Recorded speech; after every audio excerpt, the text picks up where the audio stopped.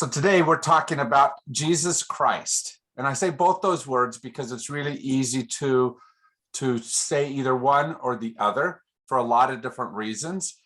Sometimes because one image or the other has become overused or used less well.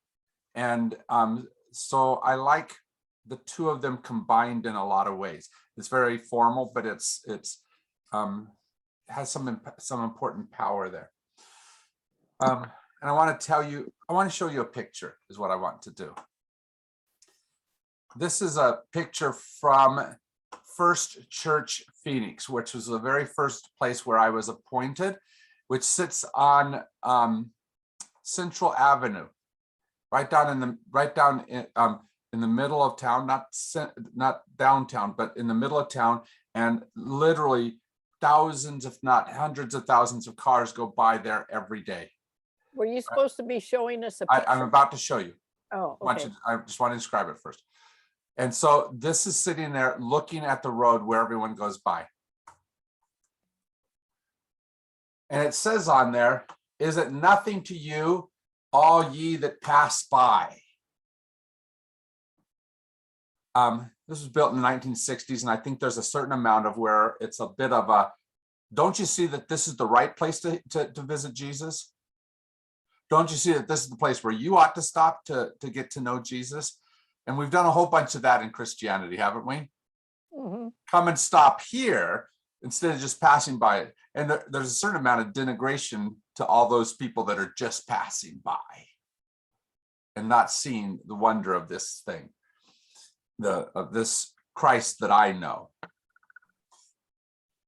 Was that Central Methodist Church in Phoenix? No, it's a few miles north of there at First United Methodist Church. Oh, okay. Yeah, I think it's 3.5 miles north of. So I say that just to I don't really want to denigrate that church. It's a great church. They do a lot of wonderful things, but it's really simple for us to think that our vision or the way we hold Jesus is perfect and that everyone else ought to stop and look at it. But what I've also learned is that there's something different for all of us about why we stop and look at. So I want to start off by just asking you this question. What right now is there about Jesus Christ that has made you stop and listen? What do you hold on to that compels you about Christ? What is it that's there for you? We'll get to whatever it is that has been badly used or doesn't speak to you later on. But start with what compels you? The way that he, how do I say this? The way that he included people that were not of his own faith. Uh-huh. Yeah. Like using the Samaritan, the most hated by the Jews, to illustrate how God wants us to behave towards other people. Yep. Thank you. That's a great thing to compel you. What else? I think his gentleness. Oh, go ahead. Oh, I was just going to say his gentleness, the way that he's portrayed in the Gospels and when he speaks. Very seldom is there anything but gentleness about him. And I just feel like for me, with the way life is and how hectic everything is, that kind of just speaks into my life. It just, I don't know, settles me down. Yeah. And that's especially powerful when you think that he was in quite a number of pretty highly charged and potentially emotion raising spaces. And to continue to be able to hold on to gentleness is something that I don't do as well. Me neither. Right?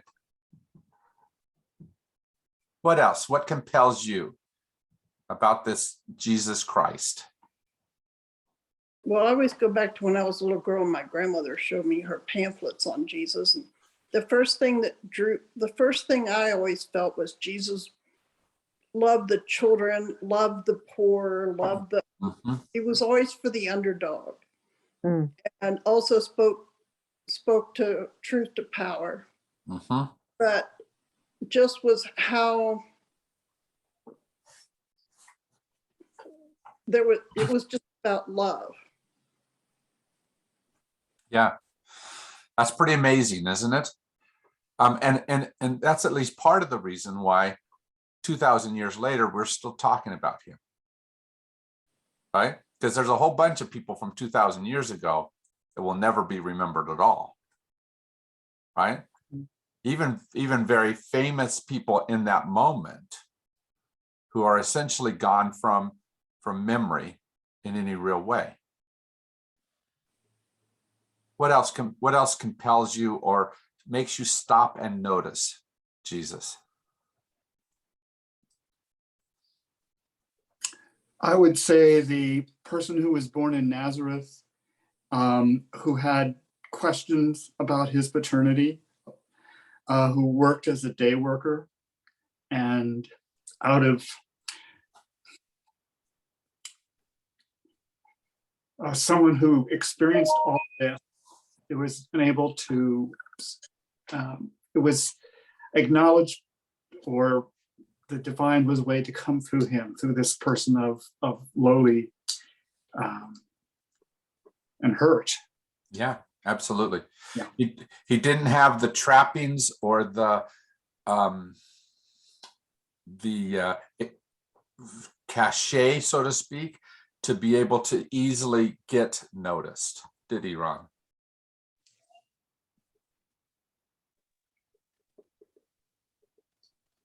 Anyone else?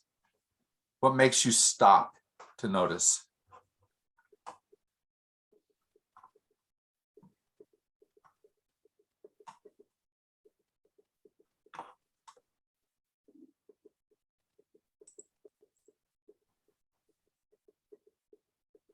I'll go. I think that his use of demonstrating that there's power in numbers, that one person can just be a nice person and can do what they can.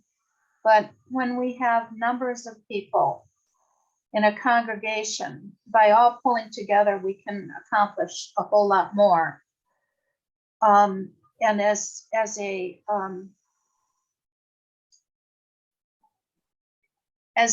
big group of people, throughout the world, we can accomplish a whole, even more. We can really do something to change the world. Yeah. Whereas you and I can't do it alone. Yeah. So, and then also for me, beyond the Bible, beyond the Gospels and the letters and everything, there is something that these people experienced that was a mystical sort of experience that they had trouble explaining, and we have trouble explaining, but I just have to go with my gut and say there is something that happened that has fed people through the years. Other people have had mystical experiences and they can relate to that. Yeah. And so that's what keeps me coming back. Nice. Thank you so very much. Anyone else? I know for me, also one of the things that I really like to, or when I read in the Gospels, if I can trust what I'm reading in the Gospels, his intellect. He was not just this man wandering around. When he spoke, he had a point, and he knew where to take you, how to use the old scriptures to be able to show the point that he was making. He was not learned in the sense of like Paul learned, but there was obviously a great intellect at work there, and that really appeals to me. I think that it goes beyond. When you say intellect, I think you're right, but not sometimes the way we identify intellect. Like I was talking to Dawn this afternoon, and we got into talking about multiple intelligences. And if you know anything about multiple intelligences, which has been around 3-4 decades or so, it's saying that instead of just measuring intelligence by IQ, Mhm, there's lots of other ways to measure that intelligence. mhm. For example, if you look at a basketball player, a pro basketball player, they might be dumb as a stump in the IQ department, but you watch them use their body and they have a kinesthetic intelligence that is remarkable, right? And Jesus had something that went beyond an IQ thing, Mhm. whether it was emotional intelligence or what, but there was something there that was different than how we typically define intelligence, if that makes sense. Yeah, And so he related differently than what many of us do in those situations where he found himself. Yeah, I hadn't heard the term multiple intelligences, but that makes a lot of sense the way you explain it. I have a good book about that, I believe, over here in the San Francisco room, that is specifically about multiple intelligences at church. And so if you'd like to borrow it sometime, come in. At church. Yeah, and how to play that out.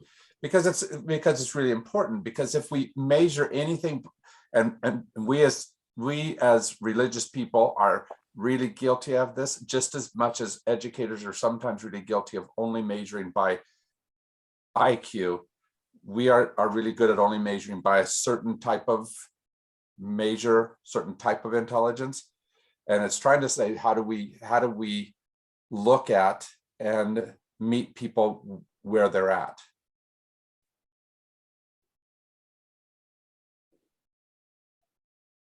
There's all kinds of work being done right now on emotional intelligence also. Yeah, right.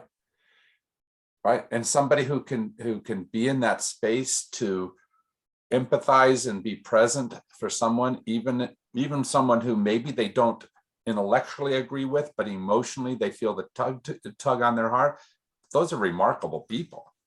Yeah, I was just thinking of that. And maybe some of those people aren't really intelligent academically, but they know how to relate to people and how to comfort people. Yep. It's incredible work that has been done over the last few decades to try to figure that out.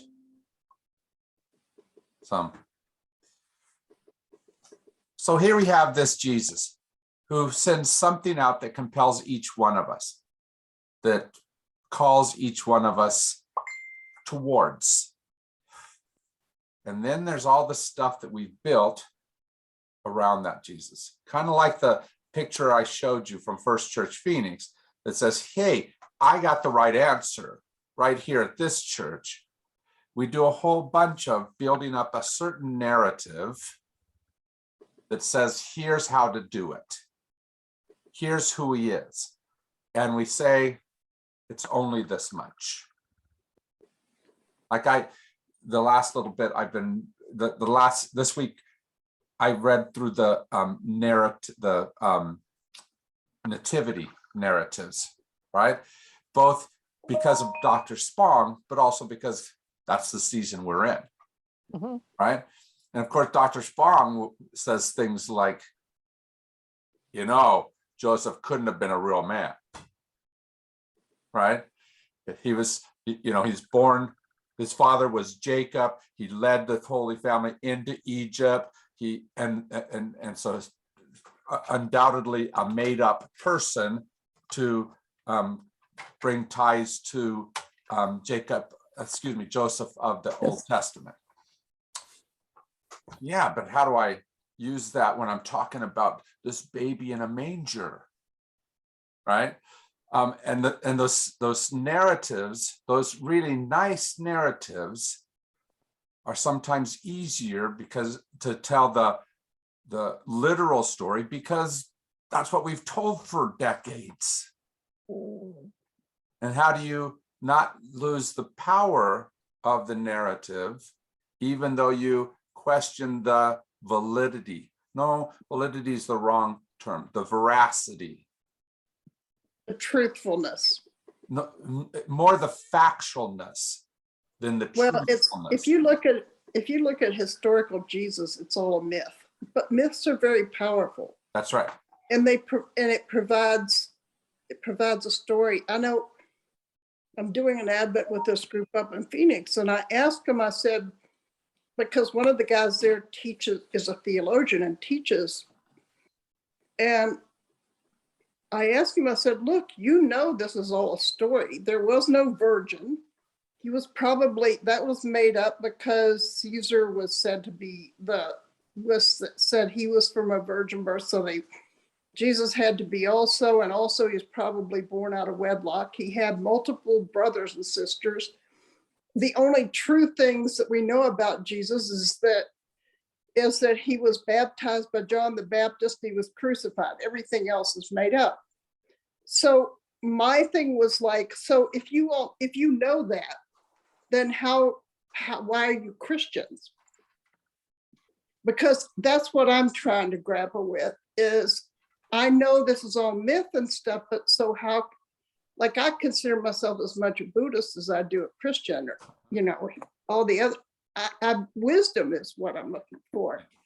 And one of the things he's answered me was, and I forget who he quoted, he said, I'm a Christian because those are the people I want to hang out with. Those are the people I'm comfortable with. And I thought, thank you, that explains a lot. Yeah. So I want to thank you, Judy. That's exactly the type of discussion we need to have, is to figure out how to work through all that stuff. If Mary is not a virgin, how does that hurt somebody who was taught all along that has to be true for the whole Jesus story to be true? If these factual things are not true, fact-based things are not true, then how do we find the truth that goes beyond? How do we pull out of that meaning that's important enough? And Dr. Spong talks a lot about the paranoia that will come in if we take down these walls. And taking down the walls of veracity, of facts, sometimes leaves us without a space. So I want to investigate the word that you used, and it's the word myth. Another word that's similar to that is the word metaphor. I talked about it some on Sunday. Myth, the reason why it's such a hard word for us to take on and assume as a good thing is because where do we typically use the word myth?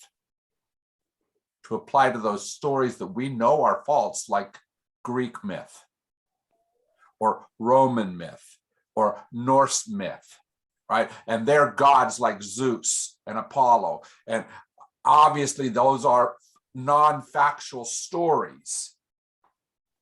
So to take our stories and put them in the same place is very challenging to us. Because are our stories the same as those stories? But having said that, if you've ever read Hesiod's Theogony, it reads so much like Genesis, not in its words, but in its style, in the way that it puts things together. And the Theogony is a very myth-based origin story, creation story. And so to admit that our Genesis creation story, our mythical first book of the Bible reads the same way, means that I have to start looking at that book differently. Same as how I have to start looking at Jesus differently. Because we want to think that when I'm reading Matthew, I'm reading biography. Because that lets me say, I have fact and you're just making up stories. When in reality, Matthew was just making up stories too. Myth, though, is not a non-truthful thing. If you look at it, who knows how life was created? Any human being? How creation of world happens? Any human being? Or are we just doing the best we can at figuring out what we think? Big Bang Theory, while it has some scientific evidence that might help us to understand it that way, really is just a mythological story as well. To try to say this is what we think happened. Does that make Well, sense? And if you go back to Spong's book, which you taught a class on, Biblical Literacy of Gentile Heresy, it was pointed out that to the Jews, the stories they were told were not facts. They were stories that illustrated a moral or a lesson. That's right. And it's like David used to say about the indigenous storyteller might start with, I don't know if this actually happened or not, but I know the story is true. Because what the story tells you is something you need to learn. My granddaddy, who was a scamp of a man, great poet, wonderful, wonderful man. Did you say a scamp of a man? Yeah, yeah. Poet laureate of Arizona for a time. And he used to say that if you tell a lie big enough that nobody believes you, it's not really a lie. But he also thought the very same thing about truth. That you tell those lies in order to get to truth.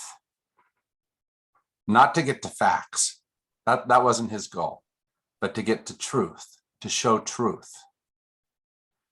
So what is true about the Jesus story, even if his mother isn't the woman that's portrayed sometimes, both in what we think we read in Bible and what the ensuing centuries have taught us she is? What is it about the miracle stories? What kind of truth is there, even if they aren't factual? I don't know, that puts a lot of presumption that the people who wrote these did so with an honest intent. And I'm not sure that you can do that. I mean, I know that I'm sitting here and I am battling major anger because I'm sitting, and not at Spong or anything like that, but I'm sitting here angry that these people put this stuff out there and told us and taught us as little that this is truth. This is truth. Yeah. And now I'm sitting here looking at it going, no, not much of it really is truth. And to be perfectly honest, you have a damn hard time even proving that Jesus lived, period. Yeah. I mean, much less, that he lived, that he died, that he did this and he did that. There's almost no historical evidence that there was a man named Jesus. Mm-hmm. And for me, I'm still just kind of stuck in that, sitting here stewing. Sure. But let me give you just a slightly different set of words to use. Don't ask, is this true? Ask, is this factual? Those are very different questions, right? Joseph. But why all the rigmarole? I mean, why go to a virgin birth and all of this created mythology to talk about plain truths? I don't know. Does that make sense? Yeah. The reason why you do it is because you're trying to teach something. You have some kind of motive. It can be a nefarious motive. I'm not trying to say that they all are without some, that I have to believe perfectly what it is they're trying to teach me. But they're doing something that's trying to say, this is what I find. This story helps me to be able to discover this in this human being in front of me. Now, I don't like all of the turn Jesus into divinity type of conclusions that they sometimes come to. But I do love the story of God come down at Christmas and become human. That idea of incarnation is an important one for me. Not because I believe it was literally God in a baby, and especially not because what we turned it into, that this was the only time God ever came down and incarnated somebody. All right. I don't think that's what's powerful to me, but it is important to me that metaphor of God incarnate, not just in Jesus, but that can happen in Judy, that can happen in Joyce. And it doesn't mean that Judy every single day, all day long, is the incarnation of God. But maybe in this moment, I can hear God's voice through her. And somehow God becomes real to me in this flesh and bones person in front of me. You see the difference of that? Yeah. Ron, you've been waiting. So I would like to bring up that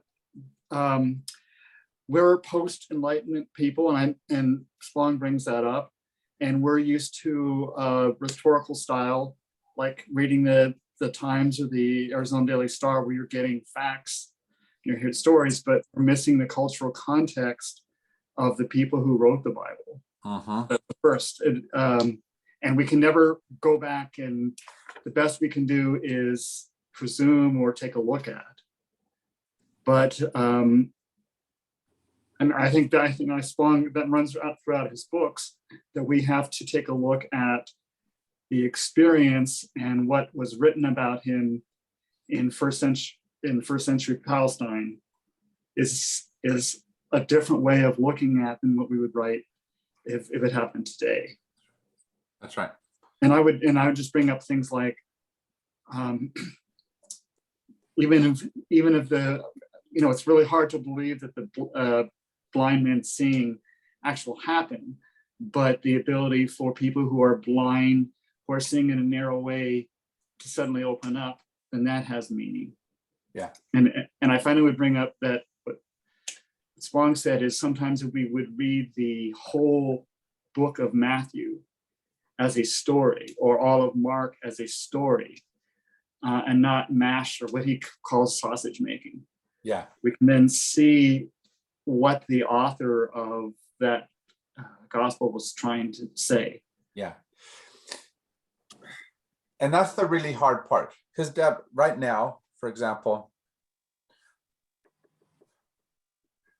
okay, so I look at this story of the nativities that we're in the center of, and it feels as though,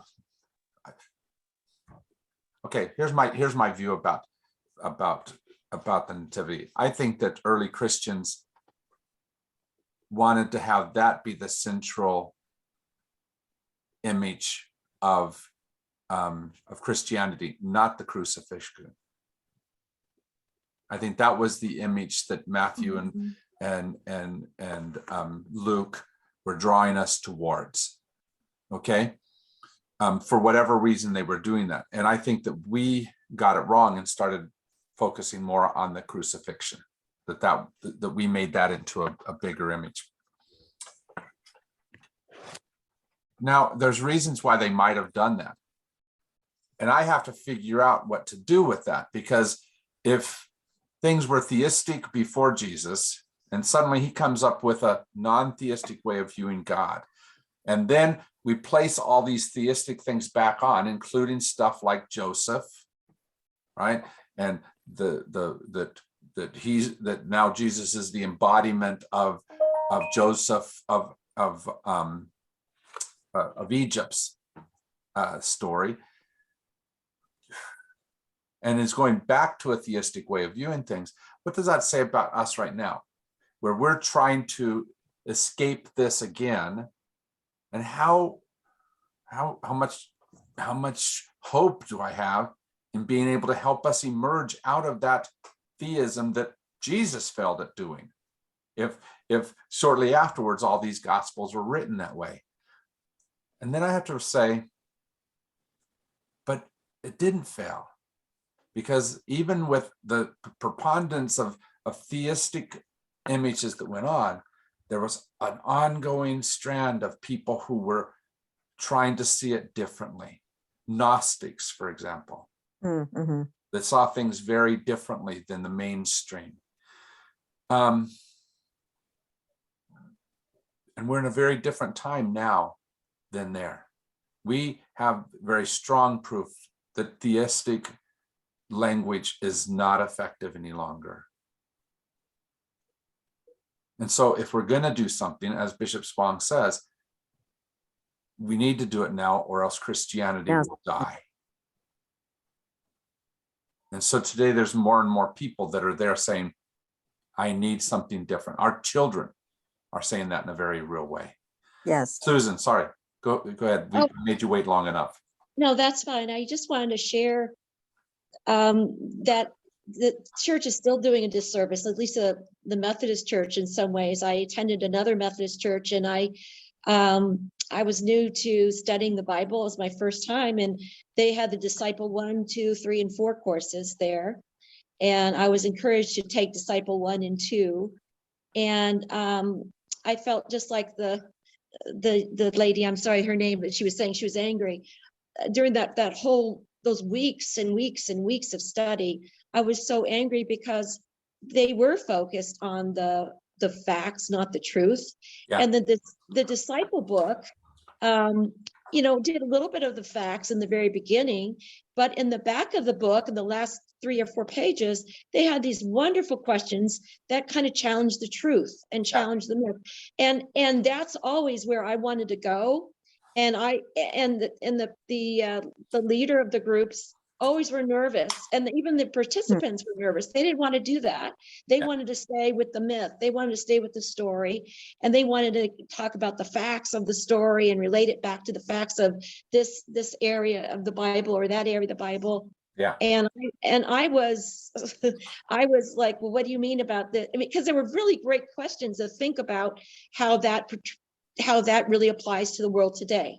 Yeah. And so Disciple 1 and Disciple 2, I read the Bible, some of the Bible, but that was just, I was just angry and irritated, and I thought, Yeah. and so anyway, it goes to your point where it's good, the Christianity is going to die, because as long as people resist doing that, people are going to fall away because of that. And it's so much more interesting. The Bible is so much more interesting when you look at the truth, not the facts. Yeah. So much more interesting. And that's what I think, that's my opinion of why the Bible was written. Well, not why. I think that Jesus wanted the Bible to happen for that reason, to look at the truth, looking at the truths of the Bible, not the facts of the Bible. There's lessons that are learned there that can be applied to today and help you live a more Jesus-like life. Yeah. And I have to tell you, Susan, thank you for sharing about Disciple, because Disciple is one of the big places where we have taught Jesus through the last 20 years. I've taught 12, 15 Disciple classes, something Well, like I probably that. would have liked yours. I probably would have stayed in your classes, Jim. Yeah, but part of that is this. Curriculum is often, the easiest way to write curriculum is in a here's the right answer way. That's a simple way to write curriculum. And it's a simple way for people to pick it up and easily use it. It's a much more difficult thing to write it in an open manner and to trust both teachers and participants to be able to be in a conversation around.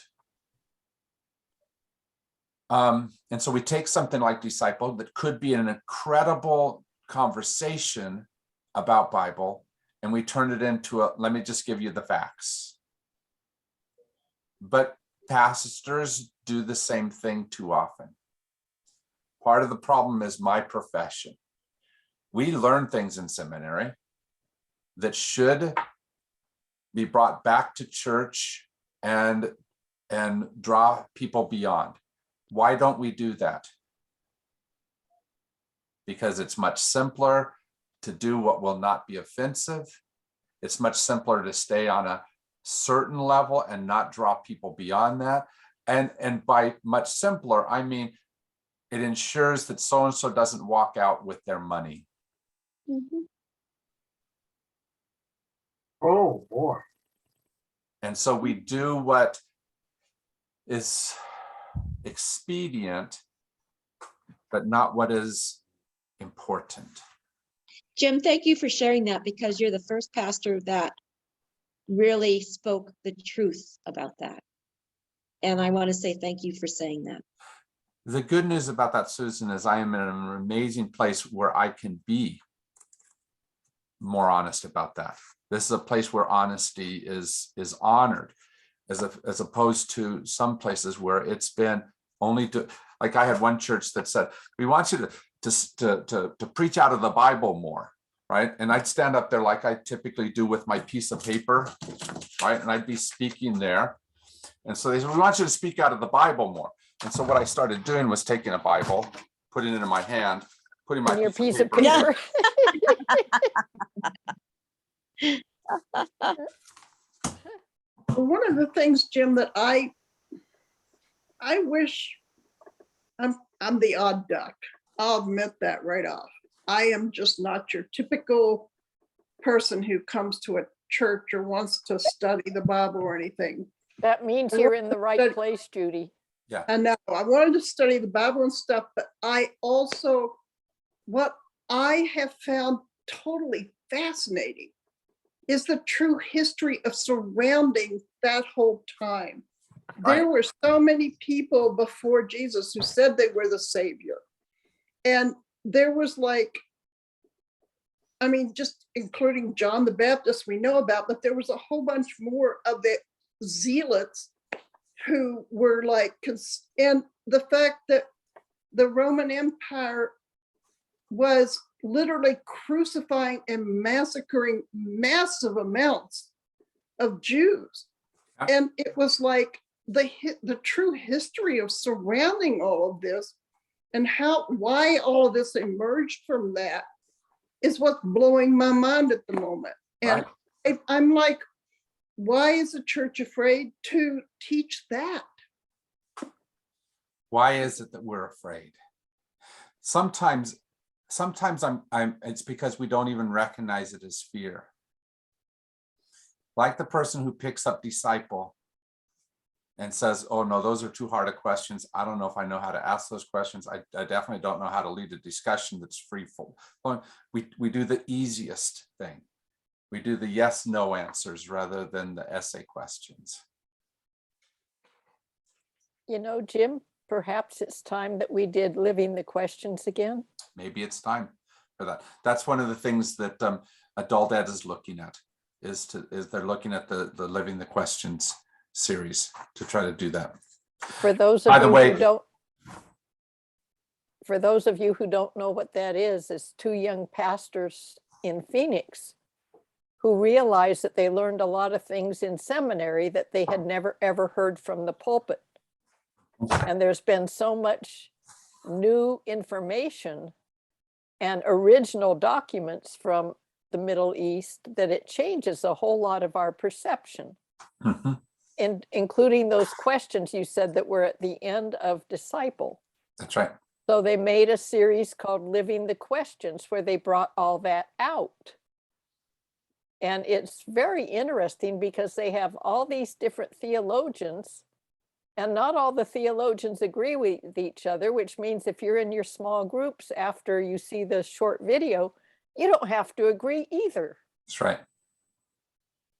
And that your opinion is respected, Right. even though it may be different from the other guy's opinion. That's why I said you're in the right church. Yeah.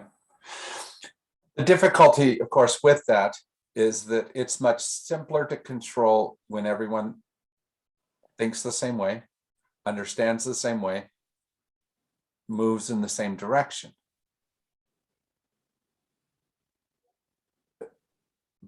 But I don't believe that trusts spirit. if we truly believe in spirit present, then spirit takes us where it takes us. The problem is we've all seen places like Jim Jones, Mm-hmm. right? And we say, well, if Wendy gets, a head on her, she just might run off and be another Jim Jones type of thing. And so we can't let her have too much spirit. We can't give her too much leeway or else. And we've done a whole lot in Christian history guarding ourselves from worst case scenario rather than trusting best case scenario. If that makes sense.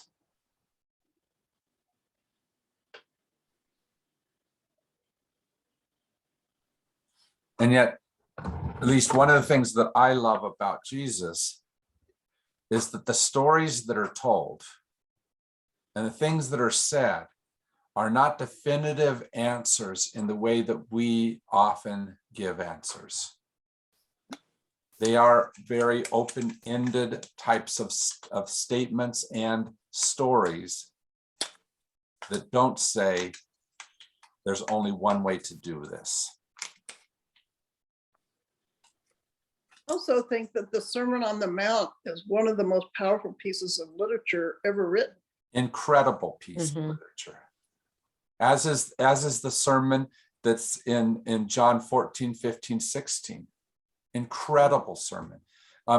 Matthew 25. Blows me out of the water every time I read it. And yet people take something like Matthew 25. I was in a big, let's call it a discussion with a friend from Georgia who all he could read in the story of the sheep and goats was, well, there's judgment. That means there's hell. That means you better watch out. And takes that incredibly vibrant story and brings it down to just a singular answer. But I will say that answer is one that has a power, and it's the power of reward and punishment. And fear, the power of fear. Yep. And that's what we're going to talk about next week. So this is kind of your homework, is to try to figure out what do we do to escape from just a reward and punishment type of space. I taught first grade for 14 years, and we do a lot of reward and punishments, right? But ultimately, you don't want a kid to do their work because they get a gold star on their forehead. And yet in Christianity, it feels like we're doing a whole bunch of gold star on your forehead type of work, instead of drawing people to a higher space of, which I think is where Jesus was at the whole time. He was not a gold star on your forehead type of teacher, was he? No, he had a Breck shampoo. Yeah. Beautiful long braids. Yeah. But we reduce all the stuff he did down to very simplistic ABC answers rather than the much richer stuff that he did.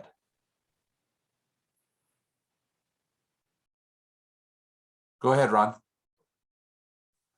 So I'd like to bring up one, and I know that on an individual level, we have to face our own shadow. And if we don't, and I think that Christianity needs to face its own shadow. Yeah. And it's a very difficult thing because there's a lot of stuff that we've done, from the Crusades to the Inquisition, to actually in next week's Atlantic, Peter Ware, if I'm pronouncing his name right, was talking about, as an evangelical, the difficulty that Trump and QAnon is placing on evangelical churches. There was a meeting 2 months ago among evangelicals on how to address that, and it's something that we've got to, we all are facing. on how to deal with those who will take something like those who place a body because a dead person and hoping that that person will be resurrected. Yeah. Or the opposite, my friends, somebody, is acquaintance of an acquaintance that was a huge believer, and her sister got cancer and she went to Lourdes and did all the things, and her sister died and she completely lost her faith. So Yeah. maybe. And the worst part about that, Ron, is it's not just that we do those simplistic answers, but then what we do is we design a theology that justifies the simplistic answer. If you did not read the page, the ones from A New Christianity, I found those very instructive. So if you'll read those 4 chapters for next week, I think it'll help a lot. But in there, he talks a lot about this particular issue and how we too easily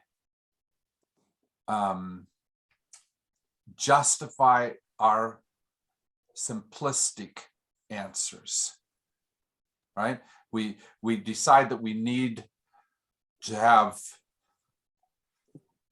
to make Jesus into a God, and so then we have to make Mary into a virgin, and then we have to make Mary into not just a virgin, but that she also had a virgin birth, and that we have to allow her to be assumed up into heaven, and all of these things that take us further and further down this justification road, instead of trying to figure out how to sit in the messiness, the muck and mire of life that doesn't have simple answers.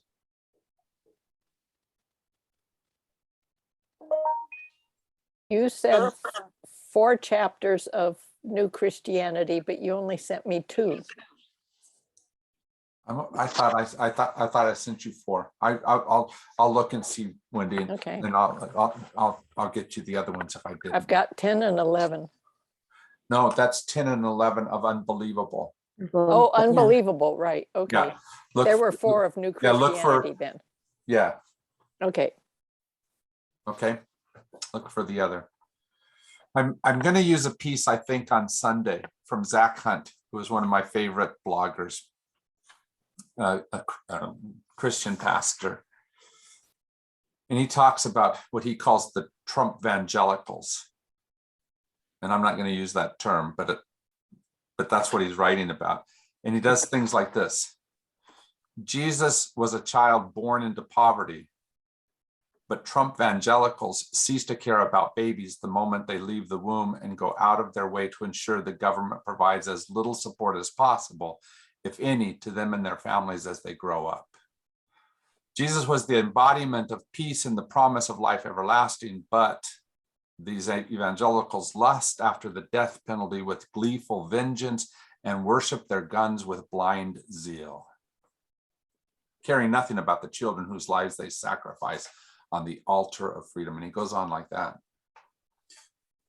We justify very often because we choose to dumb down our Jesus, make Jesus only this big.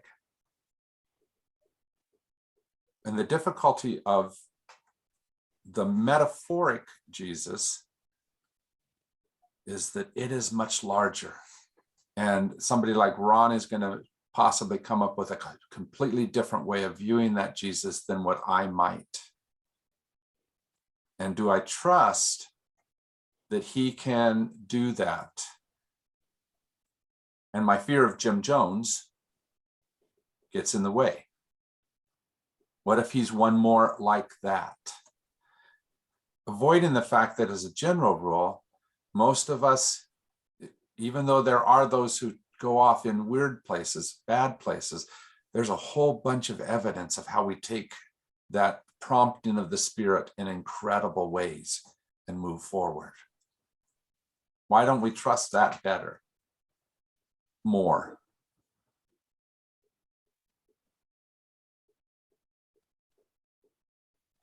Part of it is jealousy. Part of it is a sense of protection. For example, Judy, you mentioned that church up in Phoenix, and I know that is an amazing church, right? I don't even know it, but I know through your words how wonderful it has helped you to discover something more. Or I could get protective about saying, but I'm the one with the truth. Why aren't you just listening to me?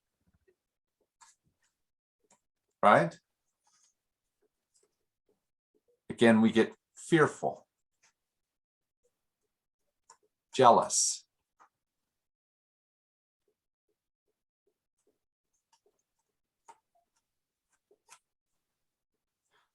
And on that happy note, The good news is that Jesus does speak better than that. Much, much better. So remember, your homework is to kind of say, how do we envision Jesus outside of reward and punishment?